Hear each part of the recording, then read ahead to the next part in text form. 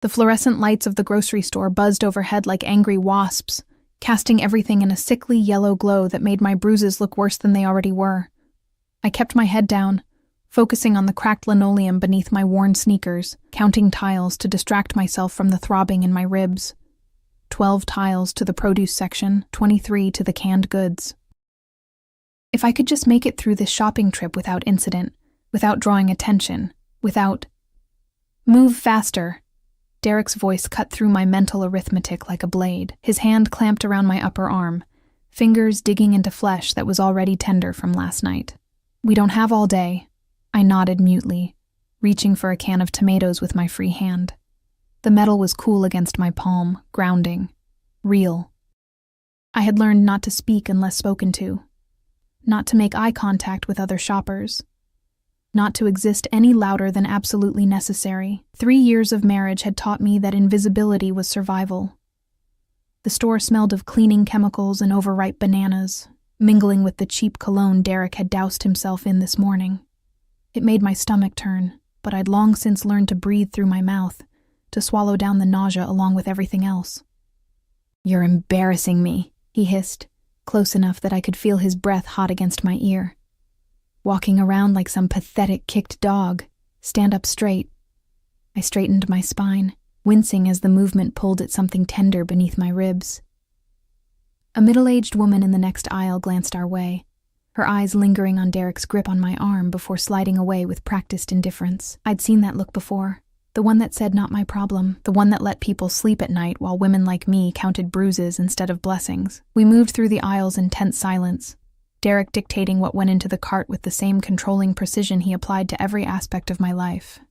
Not that brand. Too expensive. What do you need shampoo for? You barely leave the house. The itemized cruelty of his attention never wavered, never softened. My phone buzzed in my pocket, probably another text from my mother asking why I never called anymore. I didn't dare check it. Derek had rules about phones, rules about everything. You forgot the milk. His voice was deceptively quiet, the kind of quiet that preceded thunder. My heart stuttered. "I'll go grab it. You're dead when we get home." The words were casual, conversational even, delivered with the same tone someone might use to discuss the weather. But I knew Derek's vocabulary of violence. I knew exactly what those words meant. What waited for me behind our closed door, where no one could see, where no one would intervene. Fear tasted like copper on my tongue. I hurried toward the dairy section at the back of the store, my hands shaking so badly I nearly dropped the cart handle. The cold air from the refrigerated cases kissed my flushed cheeks as I reached for the milk, trying to steady my breathing, The cart jerked backward. I'd bumped into something. Someone. "I'm so sorry, The apology died on my lips as I turned. The man standing behind me didn't belong in this sad, fluorescent-lit grocery store on the wrong side of town. He belonged in magazines, in movies, in some other stratosphere entirely, tall, easily over 6 feet, with dark hair styled with careless perfection, and a face that could have been carved from marble. But it was his eyes that stopped my breath. Dark, almost black, and utterly unreadable. They swept over me with an intensity that felt like being X-rayed, seeing past skin and bone to something deeper. He wore a black suit that probably cost more than my car, tailored so precisely it looked like a second skin. The fabric whispered money, power, danger. Behind him stood 2 men who could only be security, broad-shouldered, alert, their eyes constantly scanning the store. One spoke quietly into a discreet earpiece. This wasn't the kind of man who shopped for his own groceries. No harm done. His voice was smooth, cultured, with just a hint of something else beneath it. An accent, maybe. Or simply the confidence of someone who'd never had to apologize for taking up space. He stepped aside with fluid grace. But those dark eyes never left my face. I became suddenly, painfully aware of how I must look. Faded jeans with a hole in the knee. A sweater 2 sizes too big, chosen specifically to hide the finger-shaped bruises on my arms. Hair pulled back in a messy ponytail because Derek said styling it was a waste of time. No makeup because Derek said I was trying to attract attention. Heat flooded my cheeks. I should watch where I'm going. Should you? Something flickered in his expression. Curiosity, perhaps, or recognition of some kind. His gaze dropped briefly to where my hand clutched the cart handle, knuckles white with tension. Then lower, to the purple-yellow bruise peeking out from beneath my sleeve. I tugged the fabric down reflexively. A movement so automatic it happened before conscious thought. His jaw tightened almost imperceptibly. When he looked back at my face, something had shifted in those dark eyes. Something cold and calculating and utterly terrifying in its intensity. "Ava!" Derek's bark made me flinch so violently I actually stumbled backward. The stranger's hand shot out, steadying me with a grip that was surprisingly gentle for someone who radiated such coiled danger. His fingers circled my wrist, not gripping, just touching, and even through my panic I registered the heat of his skin, the expensive scent of his cologne. Cedar and something darker, smoke and secrets. Don't touch my wife. Derek appeared at my side, his face mottled red with rage. He grabbed my other arm, yanking me away from the stranger with enough force that I gasped. "Who the hell do you think you are?" The temperature in the aisle seemed to drop 10 degrees. The stranger released my wrist slowly, deliberately, his eyes fixed on Derek with the kind of focus a predator gives prey. He didn't speak. Didn't need to. The 2 security guards had moved closer, flanking him with military precision. One of them had his hand inside his jacket. For a moment, nobody moved. Nobody breathed. Then the stranger smiled. It was the most terrifying thing I'd ever seen. A slash of white teeth that held absolutely no warmth, no humor. Just promise. Dark, inevitable promise. "Nobody," he said softly. The word somehow more threatening than any shout could be. Nobody at all.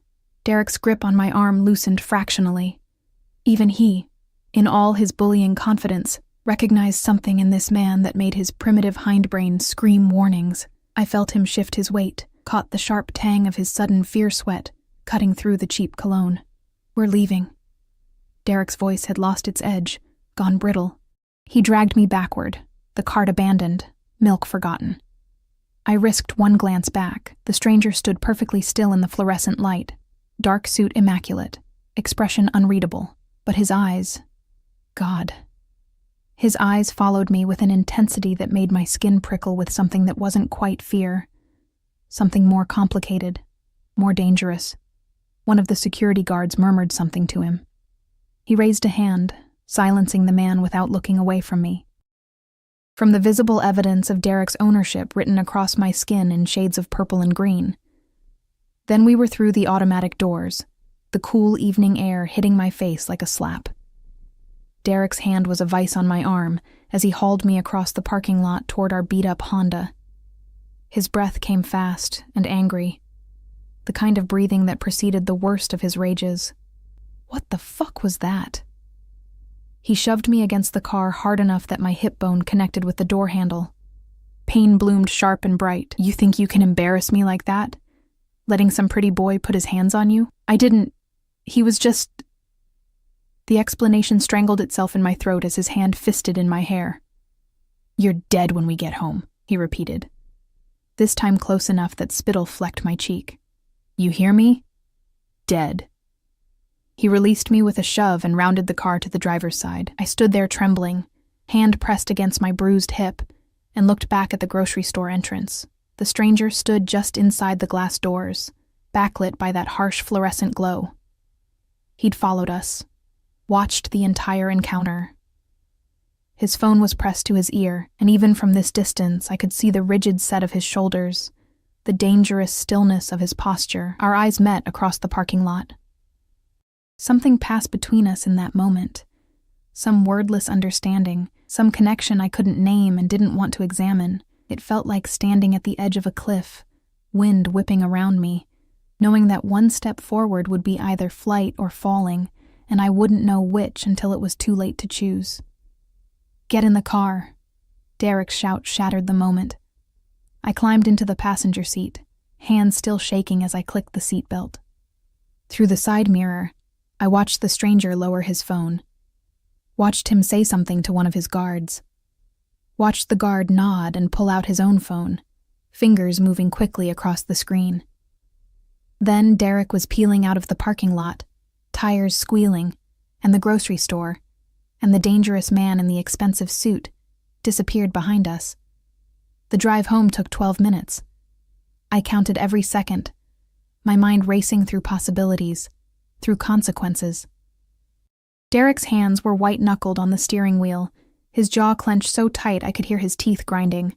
The silence in the car was suffocating, pregnant with violence waiting to be born. When we pulled into the driveway of our small rental house, my whole body went rigid. This was it. The moment I'd been dreading since those words in the grocery store. "You're dead when we get home." Derek killed the engine. The sudden silence was deafening. Inside. One word. A command. I reached for the door handle with numb fingers, my mind already dissociating, already preparing for whatever came next. This was the worst part, the anticipation, the knowing. At least when his fists flew, there was no time to think, to fear, to... Headlights flooded the driveway. A black SUV. No, 2 black SUVs. Pulled up to the curb in front of our house. Sleek, expensive, with tinted windows that reflected the streetlights like dark mirrors. The engines purred with restrained power, a sound that spoke of money and influence, and things Derek and I would never touch in our small, violent lives. What the hell? Derek's hand was already on his door handle. But he hesitated. Even he could recognize when something was out of place, when the normal rules of his kingdom might not apply. The driver's door of the first SUV opened, and one of the security guards from the grocery store stepped out, the same one who'd had his hand in his jacket, ready to draw whatever weapon he carried. He was even more imposing in the amber glow of the streetlights, his expression carved from granite. Then the back door opened, and he stepped out. The stranger from the grocery store emerged with the same fluid grace I'd noticed before, his dark suit somehow still immaculate despite the late hour. He buttoned his jacket with precise movements, his eyes fixed on our house, on me, visible through the windshield, with that same unreadable intensity. My heart hammered against my ribs so hard I thought they might crack. "Stay in the car," Derek hissed, his earlier bravado evaporating like morning fog. "Don't you dare." But the stranger was already walking up our driveway, his security flanking him like shadows. Each step was measured, purposeful, inevitable. He moved like someone who'd never been told no, never been denied, never had a door closed in his face. He stopped at Derek's window and knocked. 2 sharp raps that sounded like a judge's gavel. Derek hesitated, his face cycling through emotions. Confusion, anger, fear. Finally, he rolled down the window halfway, as if the glass could protect him from whatever this was. "Can I help you?" Derek's voice was trying for aggressive but landing somewhere around nervous. The stranger leaned down, bringing his face level with Derek's. Up close, his beauty was almost inhuman, too perfect, too cold, like a statue given breath but not warmth. "I'm going to give you a choice," he said, his voice carrying easily in the quiet suburban street. "You can walk away from this house, get in your car, and disappear. Permanently. Or..." He paused, letting the single word hang between them like a noose. "Or what?" Derek tried to laugh, but it came out strangled. "Who the fuck do you think you are, coming to my house threatening... I'm the man who's going to kill you if you lay another hand on your wife." The words were spoken with such casual certainty, such complete conviction, that even I, sitting frozen in the passenger seat, believed him absolutely. Derek's face went pale. "You can't just..." "I can." The stranger straightened, glancing at his watch with the air of someone checking the time before a business meeting. "I will. The only question is whether you're smart enough to take the opportunity I'm offering. Walk away now, tonight, and you get to live. Stay." His dark eyes cut to me, just for a second, before returning to Derek. "Stay, and I promise you, what you've done to her will seem gentle compared to what I'll do to you." "This is insane." Derek's voice had gone high, panicked. "You can't. There are laws.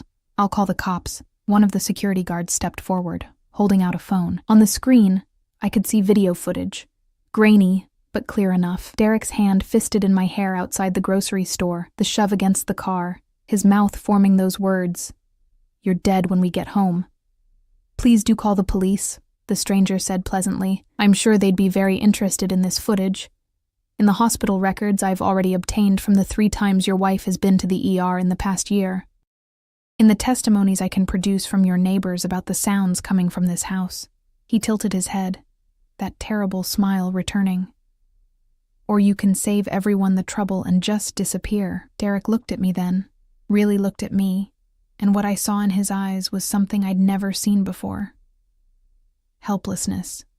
For the first time in 3 years, Derek was the one who was powerless, the one who was afraid, the one who had no control. It should have felt like victory. Instead, it felt like standing on the edge of that cliff again, wind howling, knowing that whatever came next would change everything. You have 60 seconds to decide, the stranger said, checking his watch again. Starting now. Derek's hands trembled on the steering wheel. I watched the tremor spread from his fingers to his wrists, the same hands that had left those bruises, now shaking like leaves in a storm.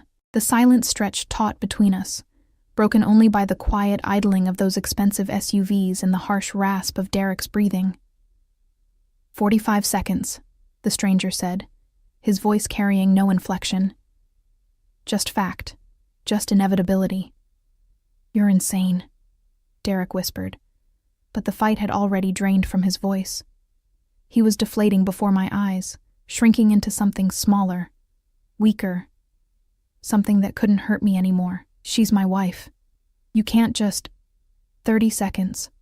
Derek looked at me again, and I saw the calculation happening behind his eyes. Saw him weighing his options, measuring his chances.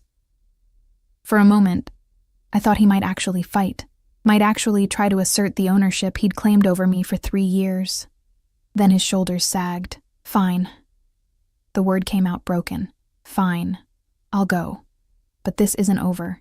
You can't watch her forever, and when you're gone, the stranger moved so fast I barely tracked it. One moment, he was standing by the window. The next, he had Derek's door open and Derek halfway out of the car, one hand fisted in Derek's collar, the other braced against the doorframe. Their faces were inches apart. Let me be crystal clear, the stranger said, his voice dropping to something barely above a whisper. Something infinitely more terrifying than any shout. If you ever come near her again, if you so much as think about her, I will find you. And what I do to you will make you beg for death long before I grant it. Do you understand me? Derek nodded frantically, his face purple-red, gasping for air. The stranger released him with a shove that sent Derek stumbling backward onto the driveway. Get whatever you need from inside. You have 5 minutes. She stays in the car. Derek scrambled toward the house, his earlier swagger completely evaporated. I watched him go. This man who'd controlled every aspect of my existence for 3 years, reduced to a frightened animal fleeing a predator. The stranger turned to look at me through the windshield. Our eyes met, and my breath caught. There was something in his gaze that hadn't been there before, something almost possessive. Like Derek had been eliminated not as a threat to my safety, but as competition, as an obstacle between him and something he wanted, me. The realization sent ice water through my veins. One of the security guards approached him, murmuring something too low for me to hear. The stranger nodded without looking away from me. Then finally, mercifully, broke eye contact to speak into his phone. I sat frozen in the passenger seat, my mind racing. What had just happened? Who was this man? And why? God, why? Had he intervened? People didn't do this. Didn't track down strangers' homes. Didn't threaten their abusive husbands. Didn't orchestrate rescues like something out of a movie, unless they wanted something in return. The thought made my stomach clench. I'd escaped one cage only to find myself staring at another, this one gilded and dangerous in entirely different ways. Derek emerged from the house 4 minutes later, a duffel bag slung over his shoulder, his movements jerky and panicked. He didn't look at me, didn't say goodbye. Just threw his bag in the back of his truck, parked on the street, and climbed in. The engine roared to life, and then he was gone. Taillights disappearing around the corner like a bad dream evaporating in daylight. Except this wasn't daylight. And the nightmare wasn't over. It had just changed shape. The stranger approached my door and I realized my hands were gripping the seatbelt so tightly my knuckles had gone white. He tapped gently on the window, so different from Derek's aggressive knock, and waited. I rolled it down with shaking fingers. "Are you hurt?" His voice was different now, softer, almost gentle, though that dangerous edge never quite disappeared. "Do you need medical attention?" I shook my head mutely, not trusting my voice. "When did you last eat?" The question was so unexpected that I actually answered. "This morning." "Toast." Something flickered across his face. Displeasure, maybe, or calculation. "You should eat. Come." It wasn't a request. He opened my door, extending a hand to help me out. I stared at it, at the long fingers, the expensive watch glinting at his wrist, the silver ring on his right hand carved with some symbol I didn't recognize. This hand had just choked Derek, had threatened murder with casual certainty, and now it was being offered to me like I was something precious, something breakable. I took it. His grip was warm, steady, and infinitely careful as he helped me from the car. Up close, I had to tilt my head back to meet his eyes. He was even taller than I'd realized, and the scent of him, that cedar and smoke, wrapped around me like a claim. "What's your name?" I managed, my voice barely above a whisper. "Dante." He said it like it was a complete sentence, like nothing else needed to be added. "And you're Ava. How did you—" "Your husband said it. In the store." His jaw tightened almost imperceptibly. "Though he's not your husband anymore, the papers will be filed tomorrow. Uncontested divorce, citing abuse. You'll be free of him legally within 6 weeks." My head spun. "You can't just— that's not how it works." "It is when you have the right lawyers." He guided me toward the first SUV with a hand at the small of my back. The touch light, but somehow commanding. "And the right influence." One of the security guards opened the back door, and I found myself hesitating at the threshold. Everything in my body screamed warnings. This was wrong.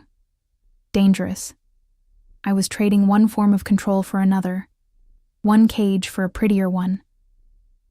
But what choice did I have? Go back into that house alone, where Derek's presence still lingered in every room like a stain, where I'd learned to sleep lightly, to anticipate his moods, to make myself small and quiet and invisible. At least this danger was new. Unknown. And there was something in Dante's eyes when he looked at me. Something dark and obsessive, yes, but also something that promised I would never have to make myself small again. I climbed into the SUV. The interior was all black leather and tinted windows, luxury so complete it felt like entering another world entirely. Dante slid in beside me, maintaining a careful distance, while one security guard took the driver's seat and the other climbed into the passenger side. The doors closed with heavy, final thuds. We pulled away from my house, Derek's house, and I watched it recede in the side mirror. 3 years of my life, disappearing behind tinted glass. "Where are we going?" I asked, my hands twisted together in my lap. "To eat. Then somewhere safe." Dante was looking at his phone, scrolling through messages with focused attention. "You can't stay in that house. It's not secure." "Secure from what?" He glanced up, those dark eyes pinning me in place. "From him, if he's stupid enough to come back. From anyone else who might think you're vulnerable." A pause. "From yourself, if you're considering going back to him." I would never. You'd be surprised what fear makes people do." He returned his attention to the phone, dismissing the topic. "Marco, take us to Salvatore's. Tell them to prepare the private room." "Yes, sir." The driver, Marco, responded immediately. I stared at Dante's profile, trying to reconcile the man who'd just orchestrated my escape with the casual way he commanded everyone around him. The expensive suit, the security detail, the certainty that divorce papers would be filed, that lawyers would handle everything, that his word was law. "Who are you?" I asked quietly. "Really?" He smiled, and it was the first real smile I'd seen from him. Not that terrifying slash of teeth from the grocery store, but something genuine, something almost warm, if warmth could exist in something so inherently dangerous. "Does it matter?" "Yes." I surprised myself with the firmness in my voice. If I'm going to trust you, if I'm going to let you, whatever this is, then yes, it matters.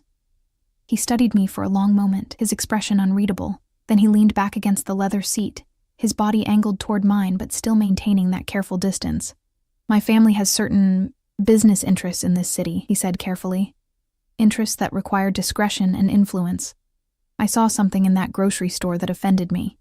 A man treating his wife like property, like something he could break and discard, so I decided to intervene. It was a non-answer, dressed up as an explanation, and we both knew it.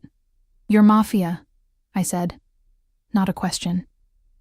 The pieces had been falling into place since he'd stepped out of that SUV. The security, the casual threats of murder, the certainty that he could make a man disappear. Dante's smile widened fractionally. That's a very dramatic word, but accurate. Perhaps. He tilted his head, studying me with that unsettling intensity. "Does that frighten you?" I should have said yes. Should have demanded he let me out of the car. Should have run as far and fast as possible from this beautiful, dangerous man who looked at me like I was something he intended to keep. But I'd been frightened for 3 years. I'd lived with fear as my constant companion, had learned its taste and texture and weight. And somehow, the fear I felt sitting next to Dante was different. Sharper. More alive. "I don't know," I answered honestly. "I don't know what I feel." "Good." He reached over, slowly, giving me time to pull away, and brushed a strand of hair back from my face. His fingers grazed my cheek, and I shivered despite the warmth of the car. "Fear is honest. It means you're paying attention." The SUV pulled to a stop in front of a restaurant I'd passed 1,000 times but never entered, Salvatore's. The kind of place with cloth napkins and wine lists thicker than novels, where reservations were made months in advance, and the cheapest entree cost more than I made in a week.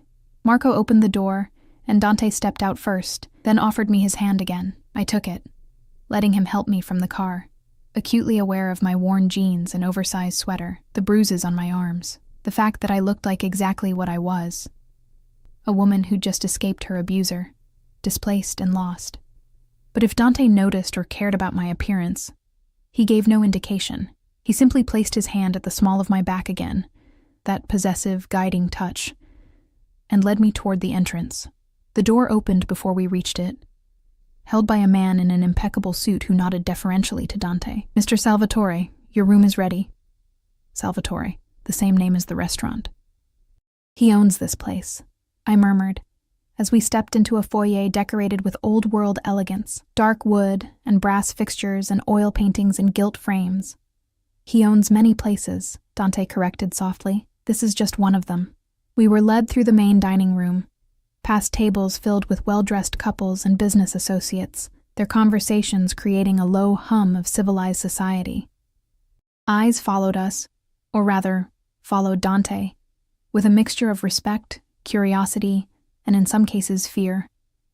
This was his world, a world where people parted like water before him, where doors opened at his approach, where his word could unmake lives or spare them.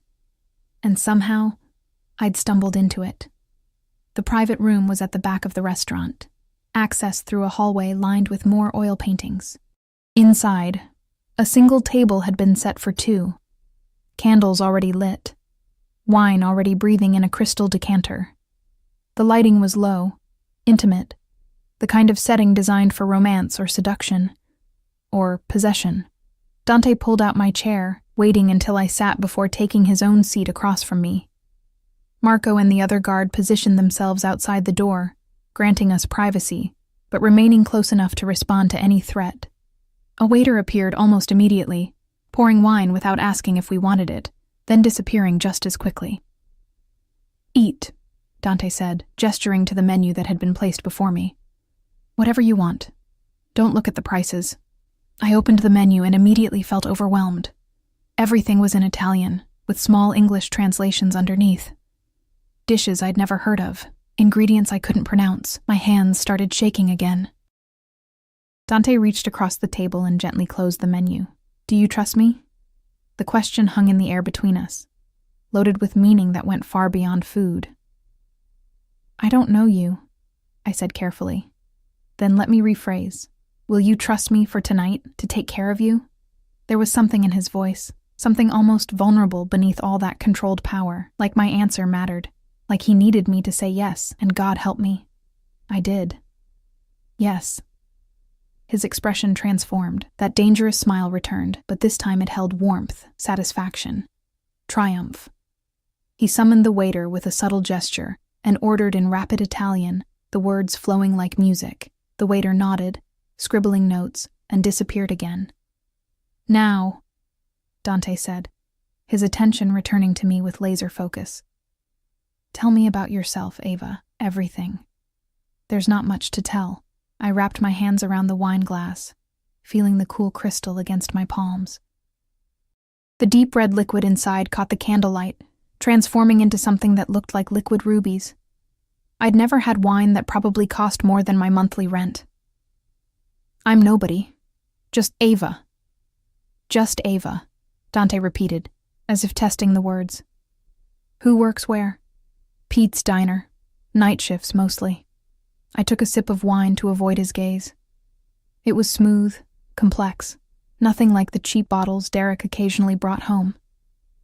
I dropped out of college when I married Derek. He said we couldn't afford it, that I needed to work instead. What were you studying? The question surprised me. No one had asked me that in years. Literature. I wanted to be a teacher, maybe, work with kids. I laughed, but it came out hollow. Stupid dream. Not stupid. His voice held an edge that made me look up. Deferred. There's a difference. Before I could respond, the waiter returned with the first course. Something delicate and artistic on white porcelain, garnished with microgreens and a drizzle of sauce that looked like edible gold. I stared at it, having no idea what it was or how to eat it. Dante picked up his fork with practiced ease, and I mimicked his movements, bringing a small bite to my lips. The explosion of flavor, butter and herbs and something savory I couldn't identify, made me close my eyes involuntarily. Good? There was amusement in his voice. I've never tasted anything like this, I admitted, opening my eyes to find him watching me with that intense focus that made my skin prickle with awareness. Derek and we ate a lot of ramen, canned soup, whatever was cheapest. Something dark flickered across Dante's face. And he hit you. It wasn't a question, but I answered anyway. Yes. How long? Since about 6 months after we got married. The words came easier than I expected, like lancing a wound that had festered too long. At first it was just pushes, slaps. Then it got worse. He said I made him do it, that if I was just better, quieter, prettier, more obedient, he wouldn't have to. Dante's jaw clenched so tightly I could see the muscle jumping, his fingers tightened around his fork, knuckles going white. For a moment I thought he might actually break the silverware. I'm sorry, I said quickly. I shouldn't have. Don't. The single word cut through my apology like a blade. Don't apologize for what he did to you. Don't minimize it. And don't ever, ever suggest that you deserved it. The vehemence in his voice stunned me into silence. He set down his fork with careful precision, as if afraid he might do something violent if he held it any longer. My mother, he said quietly, his eyes fixed on the candle flame between us, was married to a man who thought his fists were arguments. I was 7 when I watched him break her jaw. 8 when he cracked her ribs. By the time I was 10, I'd learned that some men need to be removed from this world, permanently. My breath caught. What happened to him? Dante's smile was cold, empty of anything resembling mercy. He fell down the stairs. Very unfortunate accident. Broke his neck. The implication was clear. Not an accident at all. You killed him, I whispered. I protected what was mine. He met my eyes again, and the intensity there made me feel like I was burning from the inside out. Family is everything, Ava. Blood or chosen, it doesn't matter. What matters is that you protect the people who belong to you, at any cost. The waiter returned, clearing our plates and replacing them with the next course, some kind of pasta that smelled like heaven, the sauce rich and creamy. I should have been hungry. I'd barely eaten all day, but my stomach was too knotted with emotion to properly appreciate the food. Why me? I asked, the question that had been burning in my mind since the grocery store finally breaking free. You don't know me. You saw a stranger being mistreated and you upended your entire evening to rescue her. People don't do that. So why? Dante considered the question while twirling pasta around his fork with the ease of someone who'd grown up eating like this. You remind me of her, he said finally. My mother. The way you held yourself in that store, trying to be invisible, trying not to take up space. The bruises you tried to hide, the fear in your eyes when your husband grabbed you. He paused, his expression hardening. And something else, something that made me want to burn the world down to keep you safe. That's insane, I breathed. You don't even know me. Then I'll learn. He reached across the table, his hand covering mine where it rested beside my plate. His skin was warm, his touch gentle despite the calluses I could feel on his palm. I have time. We have time. The presumption in those words should have angered me, should have sent me running. Instead, I felt something unfurl in my chest, something that had been locked away for so long I'd forgotten it existed. Hope. What do you want from me? I asked, needing to understand, needing to know what I was walking into. Everything. The word was simple, honest, devastating. I want to know your favorite color, your favorite book, what makes you laugh. I want to erase every mark your husband left on your body and replace them with my protection. I want you to look at me the way you're looking at me right now, like I'm terrifying and fascinating in equal measure, until you realize that I'm the safest place you'll ever know. My heart hammered against my ribs. And if I say no? If I tell you I want to leave right now, go back to my life, pretend this never happened? His thumb stroked across my knuckles, a gentle rhythm that contradicted the steel in his voice. Then I'll have Marco drive you wherever you want to go. I'll make sure the divorce papers are still filed, that Derek never bothers you again, and I'll spend the rest of my life wondering what could have been. He paused, his eyes searching mine. But you won't say no, Ava, because you feel it too, this connection, this pull. He was right. God help me. He was right. I pulled my hand back, needing space to think, to breathe. This is crazy. You're talking about... what? Keeping me? Like some kind of possession? Not possession. Protection. He leaned back in his chair, giving me physical distance even as his presence continued to dominate the space. I'm not Derek. I won't cage you, won't diminish you, won't make you afraid to exist. But yes, Ava, I will protect you with everything I have. I will remove threats before they reach you. I will ensure you never have to choose between eating and paying rent, never have to wear bruises like badges of shame, never have to make yourself small for anyone ever again. In exchange for what? Your company, your time, your trust when you're ready to give it. He gestured to the food between us. Eat, please. You're thinking too hard, and I can see the fear creeping back into your eyes. Just eat. Be here, now with me. Tomorrow we'll figure out the rest. I picked up my fork with trembling fingers and took a bite of the pasta. It was incredible, rich and perfectly seasoned, the kind of meal that felt like an experience rather than simple sustenance. We ate in silence for a few minutes, the quiet broken only by the soft classical music filtering through hidden speakers. Blue, I said suddenly. Dante looked up, questioning. My favorite color, you asked? It's blue. Deep blue, like the ocean. I took another bite, feeling braver. And my favorite book is Jane Eyre. I've read it 17 times. His smile transformed his entire face, softening those hard edges into something almost boyish. Jane Eyre, the governess who falls for her employer. How fitting. I felt heat rise to my cheeks. It's not like that, isn't it? He took a sip of his wine, never breaking eye contact. A woman in a difficult situation, rescued by a dark, complicated man with secrets. A relationship built on intensity rather than convention. Mr. Rochester was hiding a wife in the attic, I pointed out. Not exactly romantic. No. But he was honest about his obsession, about wanting Jane with an intensity that bordered on madness. Dante set down his glass. I can relate. The heat in my cheeks spread down my neck. You barely know me. I know enough. I know you're stronger than you think. I know you've survived 3 years of hell and still have kindness in your eyes. I know that when you smile, really smile, not that careful, afraid to take up space smile, it would probably break me completely." He leaned forward, his voice dropping to something intimate.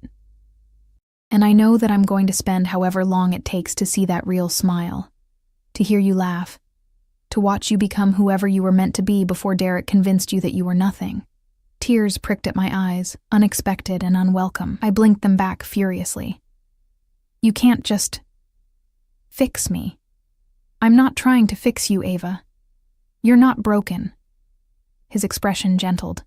"But I can give you space to heal, resources to rebuild, protection while you figure out who you want to be now that you're free." The waiter returned once more, clearing plates and presenting dessert. Something chocolate and decadent, artfully plated with fresh berries. I stared at it, my mind spinning. Free. Was I free? Or had I simply traded one form of captivity for another? "What happens after this?" I asked quietly. "After dinner? Where do I go?" "I have an apartment, top floor, high security, overlooking the city."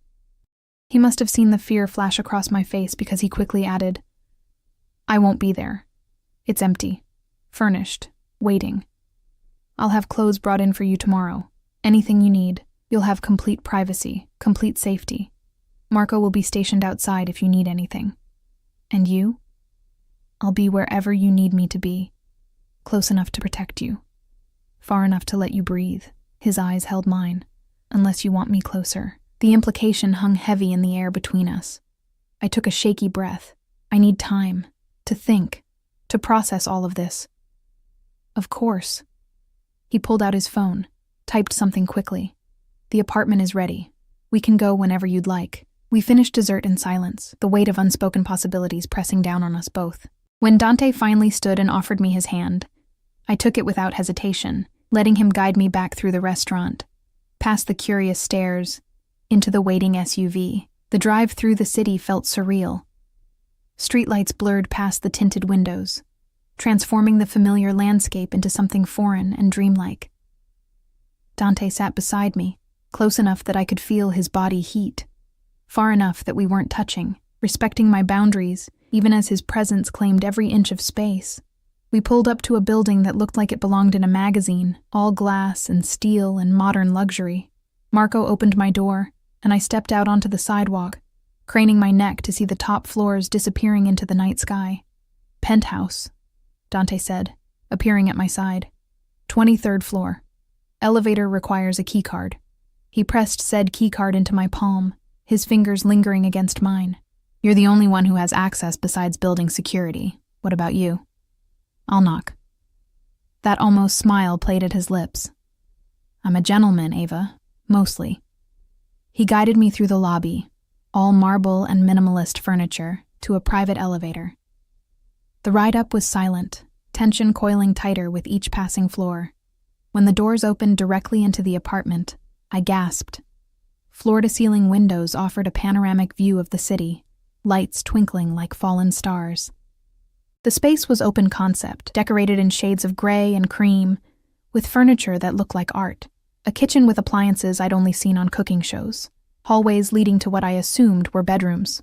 "The master suite is through there," Dante indicated with a gesture. "Bathroom has a soaking tub and rain shower. Kitchen is fully stocked. There's a washer and dryer in the utility closet. Everything you need." I walked to the windows, pressing my palm against the cool glass, looking out at a city I'd lived in my whole life but never really seen from this perspective. From up here, everything looked small, manageable, safe. "It's too much," I whispered. "It's yours." Dante came to stand beside me, close enough that I could see his reflection in the glass. "For as long as you need it." I turned to face him, suddenly aware of how alone we were. How intimate this felt, this beautiful stranger in this beautiful space, offering me everything while asking for nothing concrete in return. "Why are you really doing this?" I asked one more time, needing to understand. He reached up slowly, giving me time to pull away, and cupped my cheek in his palm. His touch was gentle, reverent, nothing like Derek's rough handling. "Because," he said softly, From the moment I saw you in that grocery store, trying to disappear into yourself while your husband threatened you, something in me recognized something in you. Like calls to like, Ava. Broken pieces fitting together to make something whole. You don't seem broken, I breathed. No? His thumb traced my cheekbone, skimming dangerously close to my lips. I'm a man who builds empires on violence, who solves problems with threats and money and power, who just watched your husband drive away and wished he'd been stupid enough to fight back, just so I'd have an excuse to hurt him the way he hurt you. His eyes were dark, fathomless. I'm very broken, Ava. I just hide it better. My heart raced as he leaned closer, his intentions clear. This was the moment. The choice. I could step back, maintain distance, keep this transaction businesslike and safe. Or I could lean in. His lips brushed mine, barely a touch. Just a whisper of contact, and pulled back, waiting. Asking permission without words. I made my choice. I closed the distance between us, pressing my lips to his with a desperation that surprised us both. He made a sound low in his throat.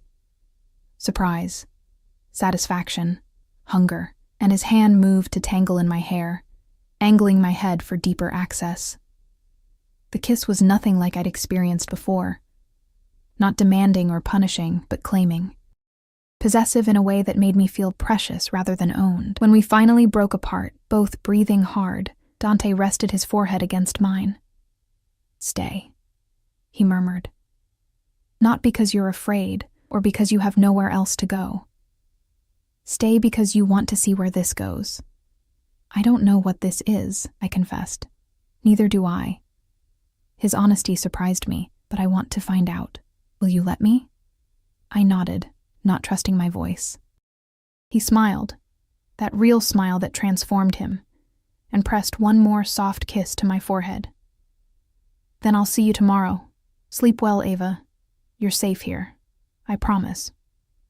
And then he was gone, the elevator doors closing behind him, leaving me alone in this beautiful cage with its open door and the terrifying question of whether I'd just found salvation or walked willingly into something far more dangerous than Derek had ever been. I didn't sleep. How could I?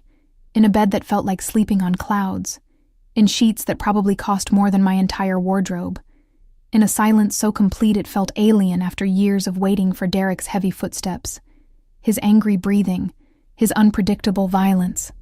I lay awake watching the city lights paint patterns on the ceiling, my mind replaying the past 12 hours on an endless loop. Derek's threats, Dante's intervention, that kiss. God, that kiss. I touched my lips, still able to feel the ghost of his mouth on mine, the way he'd held me like I was something precious and fragile and worth protecting. No one had ever touched me like that, like I mattered. When dawn finally broke, painting the sky in shades of pink and gold, I gave up on sleep and padded to the massive windows. From up here, the city looked peaceful, almost innocent. I could see the park where I'd sometimes escape to when Derek's rages got too bad, the diner where I'd worked myself to exhaustion, the grocery store where my life had irrevocably changed. A soft chime made me jump. The elevator. My heart rate spiked as I watched the doors slide open, but it wasn't Dante who emerged. It was a woman, mid-40s, impeccably dressed in a gray pantsuit, her dark hair pulled back in a severe bun. She carried several large shopping bags and wore an expression of professional efficiency. Miss Ava? Her accent was faintly European, her smile polite, but not warm. I'm Sophia. Mr. Salvatore sent me to assist you this morning. I pulled my borrowed sweater, the one I'd slept in, tighter around myself. Assist me with what? Everything. She set the bags down on the pristine white sofa. Clothing, toiletries, anything you might need. Mr. Salvatore was quite specific about ensuring your comfort. She gestured to the bags. These are just temporary, of course. This afternoon we have appointments at several boutiques for proper fittings. That's not necessary, I started. But Sophia's raised eyebrow stopped me. Mr. Salvatore was very clear about his expectations. She began unpacking the bags with brisk efficiency. Designer jeans, cashmere sweaters, silk blouses, undergarments that probably cost more than I made in a week. He wants you to have everything you need. And what does he expect in return? The question came out sharper than intended. Sophia paused, meeting my eyes with something that might have been sympathy. That, Miss Ava, you would need to ask him yourself. I'm simply here to help you settle in. She pulled out a phone. Sleek, expensive, clearly new. He also asked me to give you this. His number is already programmed. He said to call if you need anything at all. I took the phone like it might bite. The screen lit up at my touch, revealing a single contact, Dante. There's food in the kitchen, Sophia continued, moving toward the hallway. I'll put these clothes away in your closet. Please, eat something. You're far too thin. She disappeared into the bedroom, leaving me alone with my thoughts and a phone that felt like a tether to a man I barely knew but couldn't stop thinking about. I made coffee. Real coffee. From beans that probably cost more than my hourly wage, using a machine that looked like it belonged in a professional cafe. The first sip was revelation. Rich, smooth, perfect. I stood at the counter drinking it, staring at Dante's name on the phone screen. Call if you need anything. What did I need? Safety? Yes. Dante had given me that. A place to stay, clothes, food, all provided. But what about answers? What about understanding what the hell I was doing here? What he expected? What happened next? My thumb hovered over his name for a full minute before I pressed it. He answered on the first ring. Ava. His voice was rough, like he'd just woken up, and the intimacy of hearing it made my stomach flip. Are you all right? Did something happen? No, I'm fine. I paused, unsure how to articulate the chaos in my head. Sophia is here, with clothes and a phone and talk of boutiques, and I don't understand what's happening. You needed clothes. I provided them. Simple. Matter of fact. Is there a problem? Dante, this is too much. All of this. I can't accept all this from you, and I don't even know what you want from me. A pause. I could hear movement on his end, footsteps, a door closing. I told you what I want. Your company. Your time. The opportunity to know you. And the clothes? The apartment? The phone? What are those? Necessities. His voice held an edge of impatience. You left your husband's house with nothing but what you were wearing. Did you expect me to let you go without? I'm not a charity case, I said, hating how my voice wavered. I can take care of myself. Can you? The question was gentle but pointed. When's the last time you had money of your own? Resources that weren't controlled by someone else? Choices that were truly yours to make? I had no answer. He was right, and we both knew it. Accept the help, Ava, he said, softer now. Not because you're weak or because I'm trying to control you, but because you deserve it. Because 3 years of surviving doesn't mean you shouldn't get to live. Tears pricked at my eyes. I don't know how to do this. Neither do I. I heard him exhale slowly. This isn't something I do, but I'm trying. We'll figure it out together. A pause. Let Sophia help you today. Get clothes that fit, that make you feel like yourself. And tonight have dinner with me. Here, at the apartment if you're comfortable, or somewhere public if you prefer. Just give me a chance to do this right. Do what right? Everything. The word held weight, promise, danger. I'll see you at 7. Marco will be outside if you need anything before then. He hung up before I could respond. I stood there holding the phone, feeling like I'd just agreed to something momentous without fully understanding the terms. Sophia emerged from the bedroom, her expression professionally neutral. Everything is put away. Shall we have breakfast before the appointments? The day passed in a blur of luxury I'd never experienced. Sophia drove me, in another black SUV with another silent, watchful driver, to boutiques where salespeople treated me like royalty, bringing champagne and chocolates while I tried on clothes that fit like they'd been made for my body. Which, according to Sophia, they would be once the tailors took my measurements. Mr. Salvatore has excellent taste, one boutique owner murmured, running her hands over a deep blue dress that made my eyes look luminous. This color is perfect for you, blue. He'd remembered my favorite color. By the time we returned to the apartment, the sun was setting and I was exhausted, overwhelmed by shopping bags and tissue paper, and the sheer magnitude of what had been spent on me. Sophia helped carry everything upstairs, organized it all with military precision, then departed with instructions to call if I needed anything. Alone again, I stood in front of my new closet, filled with clothes I'd never dreamed of owning, and tried to process the surreal turn my life had taken. The elevator chimed at precisely 7. My heart stuttered as Dante stepped out, and I had to remind myself to breathe. He wore dark jeans and a black button-down, sleeves rolled up to reveal forearms that were surprisingly muscular, more casual than the suit, but no less devastating. His hair was slightly damp, like he'd recently showered, and the scent of him, cedar and smoke, filled the space immediately. "You look beautiful." His eyes traveled over the blue dress I'd chosen, the one the boutique owner had insisted on. "Sophia has good instincts. You told her my favorite color. It wasn't a question. I pay attention." He moved further into the apartment, carrying a bag that smelled incredible. "I brought dinner. I thought you might prefer to eat here tonight." More private, more intimate, he meant. No waiters, no other diners, just us. "What did you bring?"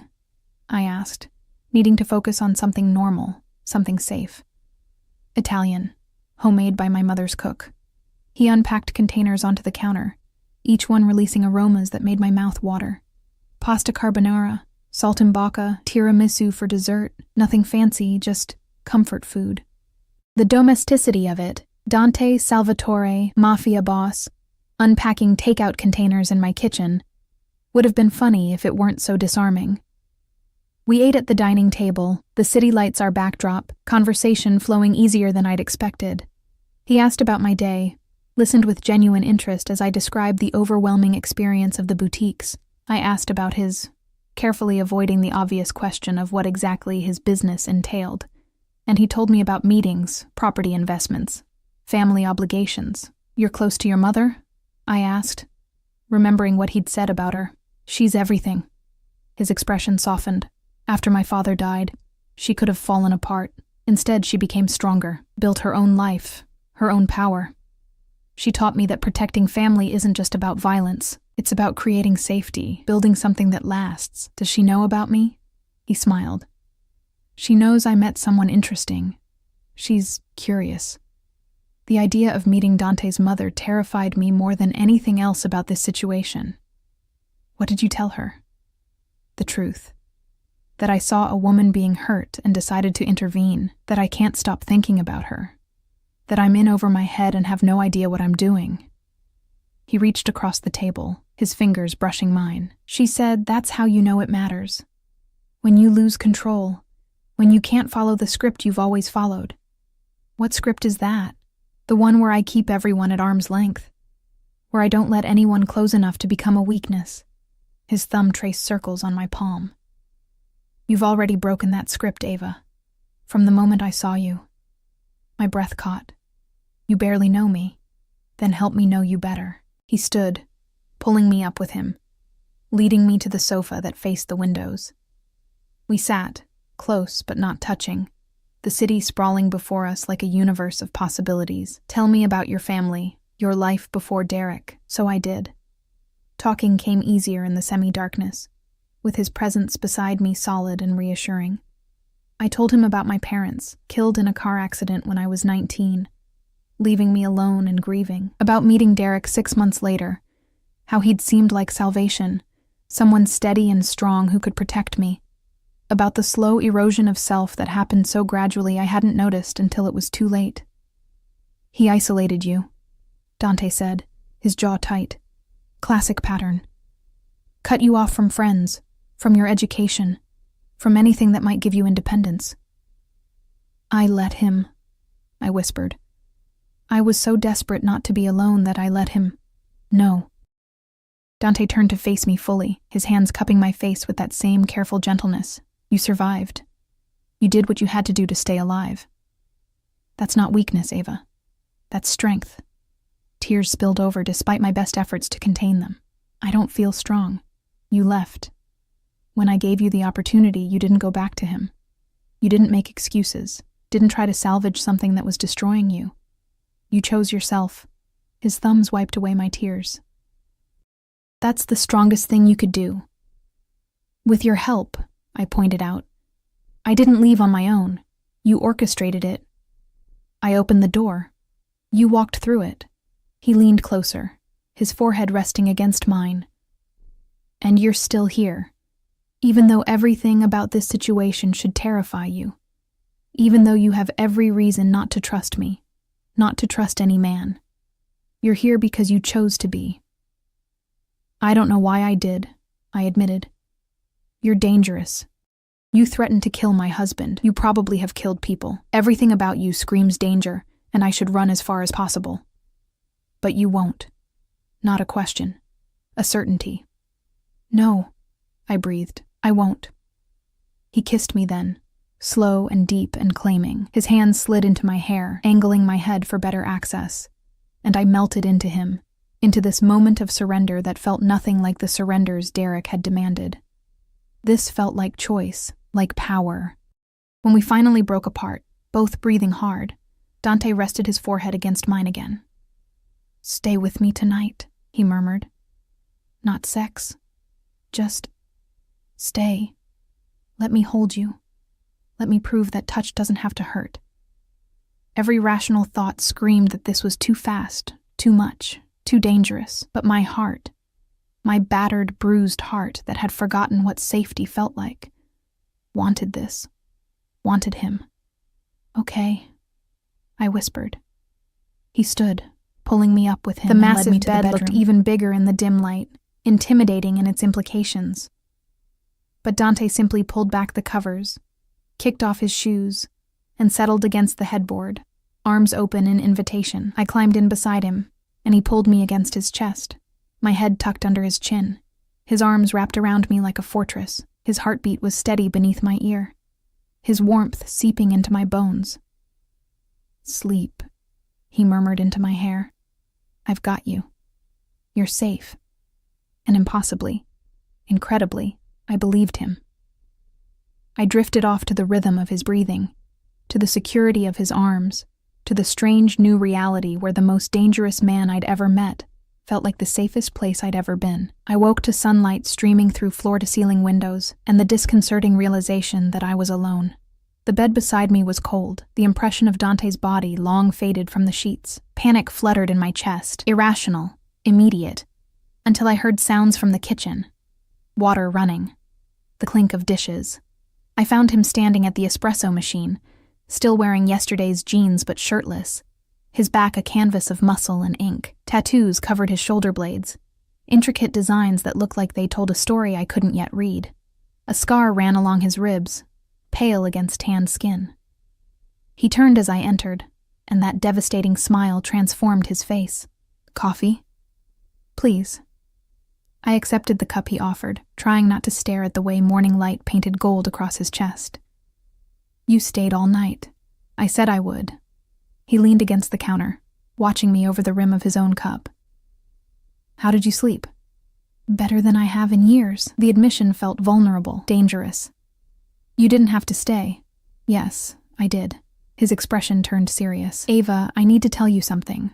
About Derek." Ice water flooded my veins. "What about him?" "He tried to come back last night, around 2 a.m., drunk, making threats." Dante's voice was calm, controlled, but I could see the tension in his shoulders. "Marco stopped him before he reached the building.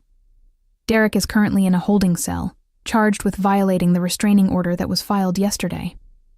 "Restraining order?" I had my lawyers file it, and several other documents." He set down his coffee. "Your divorce will be finalized in 4 weeks instead of 6. Derek signed the papers last night in exchange for reduced charges. He gets nothing. No alimony, no shared assets. You walk away clean." I should have felt relieved. Instead, I felt dizzy, overwhelmed by how quickly Dante had dismantled my entire previous life. "You can't just... How did you..." "Money. Influence. The right pressure applied to the right people." He moved closer, his hands settling on my shoulders. "He's out of your life, Ava, permanently. He tries to contact you.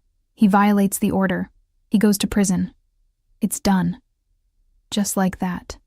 Just like that." His thumbs rubbed small circles against my collarbone. "I told you I'd protect you. I meant it." The enormity of it hit me all at once. Freedom, real freedom, after 3 years of captivity. I set down my coffee cup with shaking hands and pressed my palms against my eyes, trying to hold back the tears that threatened to overwhelm me. Dante pulled me against his chest, his arms wrapping around me with that now familiar combination of strength and gentleness. "Let it out," he murmured against my hair. "You're allowed to feel everything," so I did. I cried for the girl I'd been before Derek, for the 3 years I'd lost, for the fear I'd carried like a second skin. I cried for the relief of it being over, and for the terror of what came next. Dante held me through all of it, one hand stroking my back, the other cradled against my head, murmuring words in Italian that I couldn't understand but felt in my bones. When the tears finally subsided, I pulled back enough to look up at him. "What happens now? Whatever you want." He brushed a strand of hair from my face. "You can stay here, start over, go back to school if you want. I'll handle the tuition. Or travel, work, anything. The world is open to you now. And you?" The question felt loaded with meaning. "Where do you fit in all this? Wherever you'll have me." His honesty was devastating. "I know this is fast. I know I've upended your life in ways that probably terrify you.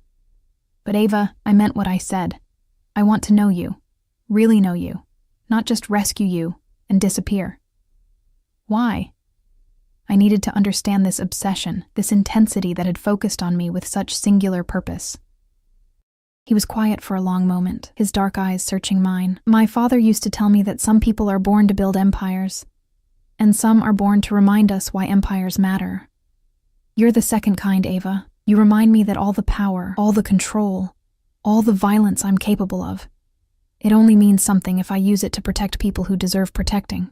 He cupped my face in his hands. "You walked into that grocery store invisible, trying not to exist, and something in me demanded that I make you seen, make you safe, make you mine. I'm not a possession," I said, but the words lacked heat. "No, you're a choice." His thumb traced my lower lip, "My choice. And I'm hoping eventually I'll be yours too." The next 3 weeks passed in a blur of transformation. True to his word, Dante gave me space to breathe, to heal, to figure out who I was without fear as my constant companion. He appeared every evening for dinner, sometimes at the apartment, sometimes at restaurants where he'd reserved private rooms, once at his mother's house, where I met the elegant, sharp-eyed woman who'd raised him. Isabella Salvatore had looked at me with the same intensity as her son, assessing, measuring. Then she'd smiled and pulled me into an embrace that smelled of expensive perfume and maternal warmth. "So you're the one who's made my son forget how to sleep," she'd said in accented English, her eyes twinkling. "Good. He needs someone who disrupts him." I enrolled in online classes to finish my degree. Dante had offered to pay for traditional university, but I wasn't ready for that kind of exposure yet. Baby steps. I started seeing a therapist, Dr. N. Chen, a calm woman who specialized in domestic violence survivors and didn't blink when I mentioned Dante's involvement in my escape. "What matters," she'd said during our 3rd session, "is that you're choosing your path forward. Whether that path includes him or not, the choice is yours." And slowly, carefully, I started choosing him. Not because he'd rescued me, though he had. Not because he was powerful and protective and willing to use both those things on my behalf, though he was. But because beneath all that danger, beneath the casual violence and the empire built on fear, I'd found something unexpected: kindness, patience. A man who listened when I talked about books, who remembered that I took my coffee with cream and sugar, who never pushed for more than I was ready to give, who held me through nightmares about Derek and never once made me feel weak for having them. 4 weeks after that night in the grocery store, the divorce papers arrived. Final, official, legal proof that I was no longer Mrs. Derek Morrison. I was just Ava. Just myself. Dante took me to dinner to celebrate. Not one of his usual exclusive restaurants, but a small Italian place his mother had recommended. Family-owned and warm. We sat in a corner booth, wine flowing freely, and for the first time since I'd met him, I felt something shift between us. The fear was gone. The uncertainty had faded. What remained was choice, clear and uncomplicated. I want to stay, I said suddenly, interrupting his story about some business negotiation. In the apartment. With you, if you'll have me. Not because I'm afraid, or because I have nowhere else to go, but because I choose you. Dante went very still, his wine glass suspended halfway to his lips. Ava, I know what you are, I continued, needing to say this while I had the courage. I know the things you do, the world you operate in. I'm not naive enough to think it's all legitimate business and charitable donations, but I also know who you are with me. Patient and protective, and so careful with my heart it makes me want to cry sometimes. I know you've killed people, and I know you'd kill for me without hesitation. And somehow that doesn't terrify me the way it should.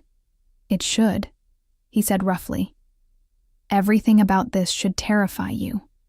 But it doesn't. I reached across the table, taking his hand. You terrify me in good ways. You make me want to be brave enough to match your intensity, to be someone worthy of the way you look at me. You're already worthy. He turned his hand to lace our fingers together. You've always been worthy. I just made you see it. Then let me stay. Let me choose this life with you, knowing exactly what it means. He stood abruptly, pulling me up with him, and kissed me right there in the middle of the restaurant with an intensity that made my knees weak. It was claiming and possessive and absolutely shameless, and I kissed him back with equal fervor, pouring 3 weeks of building tension into the contact. When we finally broke apart, the other diners were politely looking away, but I caught more than one smile. Take me home, I whispered against his lips. His eyes darkened. Are you sure? I've never been more sure of anything. The drive back to the apartment was charged with electricity. Dante's hand stayed on my thigh the entire time, his thumb drawing maddening circles against the fabric of my dress. Marco drove with professional discretion, his eyes firmly on the road, but I caught his small smile in the rearview mirror. In the elevator, Dante pushed me against the wall, his body pressing into mine, his mouth tracing fire down my neck. Tell me to stop, he growled against my skin. Tell me you need more time. I don't. I pulled his head back to mine, kissing him with all the pent-up desire I'd been carefully controlling. I need you. Now. We barely made it through the apartment door before his hands were in my hair. My dress was pooling at my feet, and he was lifting me against the wall with strength that should have frightened me but instead made me feel powerful, desired, chosen. What happened next was nothing like the cold, mechanical encounters I'd endured with Derek. This was fire and passion, and 2 people learning each other with desperate intensity. Dante touched me like I was precious, and claimed me like I was his in equal measure, and I gave myself to him completely, trusting him with vulnerabilities I'd thought were broken beyond repair. After, we lay tangled in sheets, the city lights painting patterns across our skin. His fingers traced lazy circles on my bare shoulder while I listened to his heartbeat slow to normal. I love you, he said quietly, the words hanging in the air between us. I probably loved you from the moment I saw you trying to disappear in that grocery store. I know it's too soon. I know I shouldn't say it, but I'm done pretending I don't feel it. My heart stuttered. 3 weeks ago, I'd been married to a man who'd made me fear my own shadow. Now I was in bed with a mafia boss who'd just confessed his love like it was the most natural thing in the world. I love you too, I whispered, surprised to find it was true. You're terrifying and possessive and probably bad for me in 100 different ways, but I love you anyway. He laughed, a real laugh, full of genuine joy, and pulled me closer. I'll be so good for you, he promised against my hair. I'll build you a world where you never have to be afraid again, where you can be as loud and bright and powerful as you were always meant to be. And possessive? I teased, tracing the tattoos on his chest. Unbearably. He caught my hand, pressing a kiss to my palm. You're mine, Ava. I don't share. I don't compromise. And I sure as hell don't let go of what belongs to me. Good, I said, surprising us both. Because I'm kind of possessive too, and you're mine just as much as I'm yours. His smile was pure satisfaction. Fair enough. Team, we stayed like that for hours, talking and touching and building something new from the ashes of who we'd been before. When dawn painted the sky pink and gold again, I watched the sun rise from the safety of Dante's arms and realized this was what freedom felt like. Not the absence of cage bars, but the choice to stay. 6 months later, I stood in the same grocery store where it had all begun, Dante at my side, his hand possessive at the small of my back. I was shopping for ingredients for dinner. Real cooking in the massive kitchen of the penthouse that was now officially our home. Not just mine. "You're sure about the carbonara?" I asked, studying a package of pancetta. "My mother's recipe is perfect," Dante assured me. "You just need to trust the process." We'd fallen into this routine, cooking together, me slowly learning the recipes of his childhood, while he learned to appreciate my simpler comfort foods. Our lives had blended in unexpected ways. I'd finished my degree online and started volunteering at a women's shelter, using my story to help others escape their own Derek Morrisons. Dante had gradually let me into his world, teaching me the family business, the legitimate parts anyway, and letting me see the empire he'd built. As we walked down the dairy aisle toward the checkout, I caught sight of our reflection in the security mirror overhead. Dante, tall and powerful in his usual dark suit, his hand never leaving my back. Me, in jeans and a cashmere sweater, my hair styled, my face free of bruises, my eyes bright with something that looked suspiciously like happiness. We looked like we belonged together, and we did. "What are you thinking?" Dante asked, following my gaze. "That 6 months ago I was standing right here, invisible and terrified, and you walked into my life and changed everything." He pulled me close, right there in the middle of the grocery store, uncaring of the other shoppers. "You changed everything first," he said against my hair. "You just didn't know it yet. I love you," I whispered. "I love you more." He kissed the top of my head, and I'm going to spend the rest of my life proving it. Later that night, after we'd cooked dinner together and eaten on the balcony overlooking the city, Dante pulled a small velvet box from his pocket. "I know it's fast," he said, dropping to one knee with the same certainty he brought to everything else. "I know we've only had 6 months. But Ava, I've waited my entire life to find someone who makes me want to build rather than destroy, someone who reminds me why power matters, so I can protect the people I love. Marry me. Not because you have to, not because you're afraid, but because you choose me the way I choose you. Every day, for the rest of our lives." The ring was beautiful, a sapphire the deep blue of my favorite color, surrounded by diamonds that caught the light like stars. I didn't hesitate. "Yes." He slid the ring onto my finger, stood, and kissed me with an intensity that stole my breath. Behind us, the city sprawled in endless possibility. But all I could see was him. All I could feel was the rightness of this choice. This man. This life we were building together. I'd walked into a grocery store invisible and walked out seen. I'd been broken and found someone who treated my pieces like treasures worth keeping. I'd been afraid and found someone who made me brave. And now, I was choosing forever with the dangerous, beautiful man who'd looked at my bruises and decided they were the last ones I'd ever wear. "Mrs. Salvatore," Dante murmured against my lips, testing out the title. "How does that sound?" "Like coming home," I whispered back. And it did. After years of cages and fear and making myself small, I'd finally found the place I was always meant to be. Not saved, not rescued, just loved. Completely, obsessively, irrevocably loved. And I loved him right back, with every piece of my healing heart.